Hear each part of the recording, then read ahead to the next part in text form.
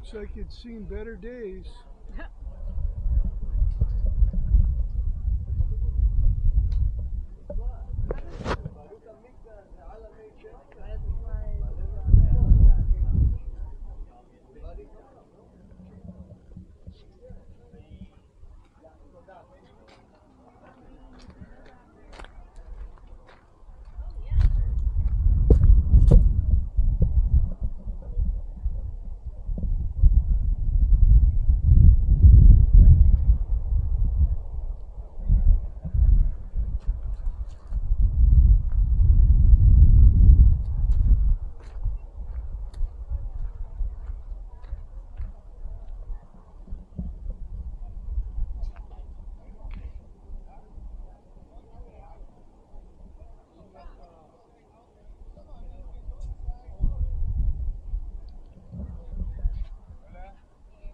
How you doing, Rosie? Let's go stand in the shade here.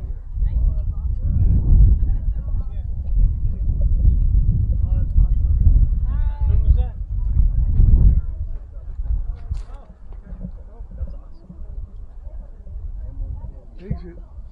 Salida Español. Thank you very much. Salida. Español, Salida. Okay, everybody. Are we the only ones here?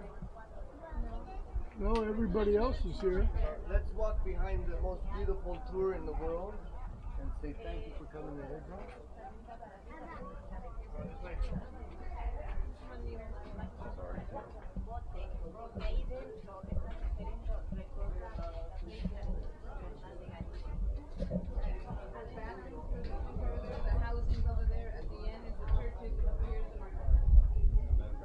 Okay, brothers and sisters of the Jesus School, and here we are at Magdala. Lovely, lovely place, Magdala. One of the most recent sites that was discovered and developed. I think it's one of the only churches, new churches that were built in the Middle East.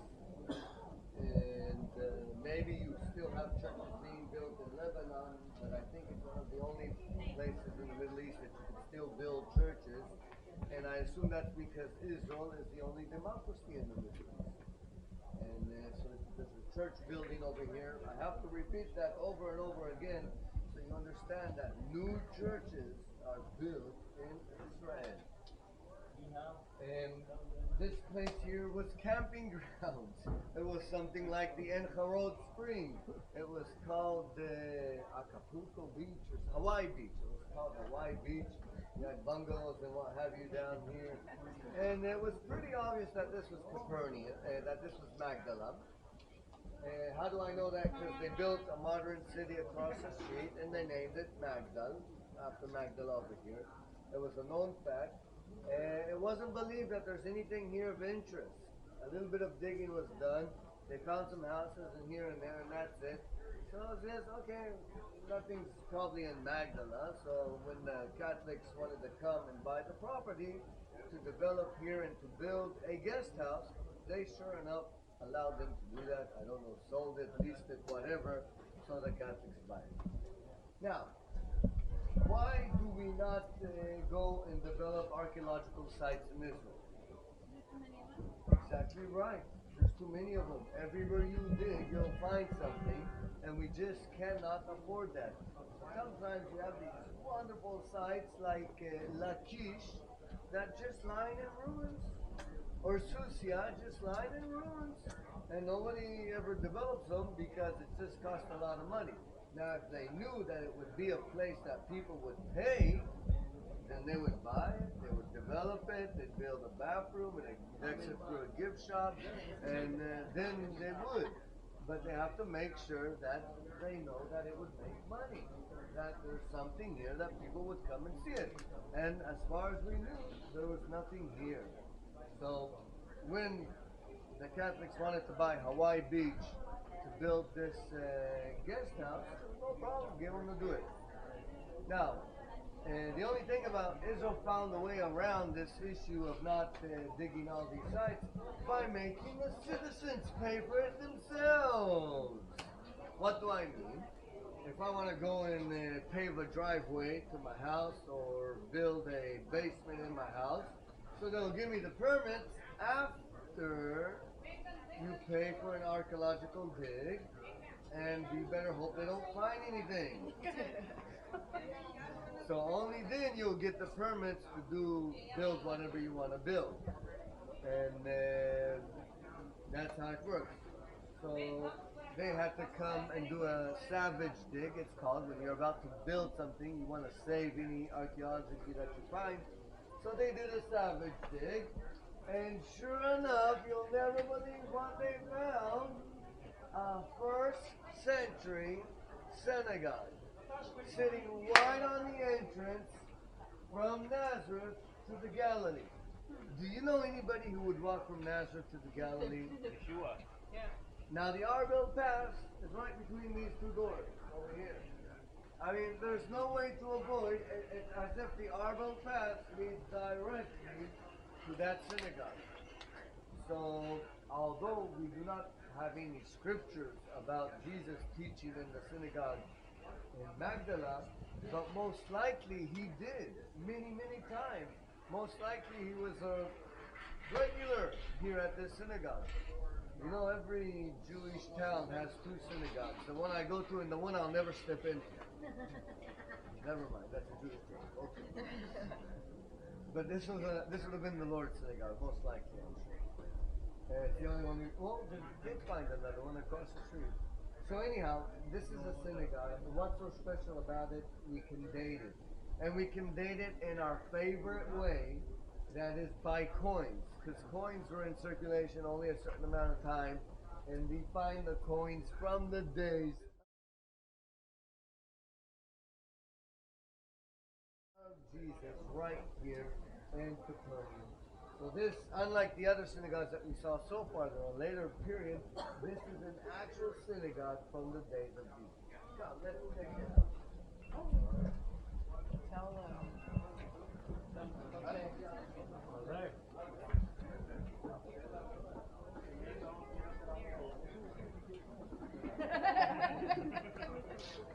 My boy found a DP. Yeah, I want to say that just real quick.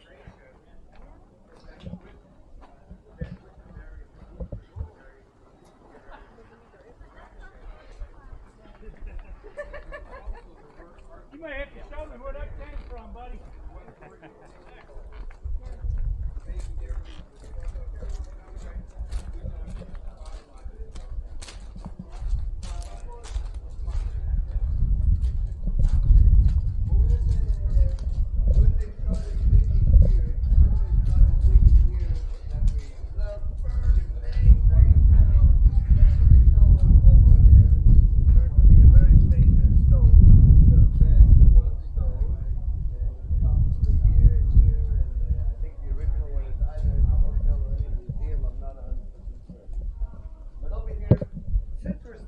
At a first century synagogue from the days of Jesus. Maybe you can tell me, what was the purpose of synagogues in the days of Jesus? What did they do in synagogues in the days of Jesus? Oh, thank you, Peggy. Don't be so quiet, you know the answer. They taught children. Exactly, they taught children. I was looking to trick you, but Peggy ruined it. The reason being, synagogue is a Greek name for a means the house of gathering, Beit Knesset, the Hebrew. And today when we think of synagogue, immediately we think of Jesus. worship. People worship at synagogue. That's the main thing that we do at synagogue today. That was not the case in the days of Jesus. Worship was done in the temple. That's why we'll go look at that stone over there. There's so many things that kind of remind us of the temple. And prayer done instead of sacrifice. So today the synagogue became an instance of worship where they come and pray. But back in the days of Jesus, if we have to pray anywhere, wherever we are, men, women, together, get down, open our hearts up to God, something happened, we just have to pray about it. We don't have to go to a synagogue, open up a text, a special place, like this, say the right word, right back, and bow down. No, back then, opening up your heart to God. So the main thing that synagogues were used for was a school, and it was somewhat like a community center as well, where they would gather together for the feast, for the holidays. Prayers and services could have been done there as well, but that wasn't the main purpose. It could have even been used as a guest house whenever there were guests from out of town coming in here. So, when we look in here, we can see the entrance to the synagogue. Peggy, you said it was teaching. Do you remember how the scrolls look, the Torah looks, when you roll it on the two sticks? Look at it stone over here. It carves out two sides of the Torah scroll, so they could actually sit and study. The rabbi would have his children over here, and they would study all around. They had seats all around. Then there was another room in there, which was probably for the elders, where they would get around. Maybe this is where they would do their teaching and study as well as the second room and there. And there was a bunch of mosaics, and we'll walk around and might see some. There was columns over here, and there was frescoes on the walls. Not a lot of it has survived time. MAGDALA itself is very, very famous for its market, a mini market over there, and it was world known for its salty fish.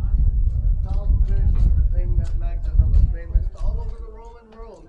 You find documents talking about, you go to Israel, make sure you bring me some salt fish from MAGDALA, please. He had fish too. He had fish sauce there. Most likely he had salted fish. What we see here at this synagogue is there's no till. A till is different layers of civilization, one on top of the other. When MAGDALA was destroyed, it wasn't really rebuilt as a city ever again. And it was destroyed big time in a very, very hard way. And it was one of the few cities around this area that stood their ground, like my brother told me, taking their spear and sticking it in the ground. That's what they did over here, tying themselves to the spear, saying, from here, we're not going to move. Tiberias, a pagan city, when the Romans came, they just invited them in. Yeah, come on in here. Kill Jews, we'll help you with that. Over here, this was prominently Jewish. They said, we are not moving from this place. And they prepared for war. And look, they dismantled their synagogue, and they used it as a roadblock. Those are columns and building materials from this very synagogue over here. And they put it right there as a roadblock to block off the road, preparing from the Romans coming in. This road over here would have been the modern road that you see cars driving on it right now. This would have been the ancient road over here. And they're preparing for the Romans to come. They block it off right over here. Using their own synagogue, hoping one day to come back and to rebuild it, but they would never return. And the destruction was so severe, the Jews thought they're going to take the war to the water, where they would have the advantage being fishermen, but it did not work out for them, because the Romans were already ready for them with great big rafts, and they slaughtered them all. And according to Josephus, the water that day was red from all the blood of the people of Magdala. Come, let's walk around and look at this.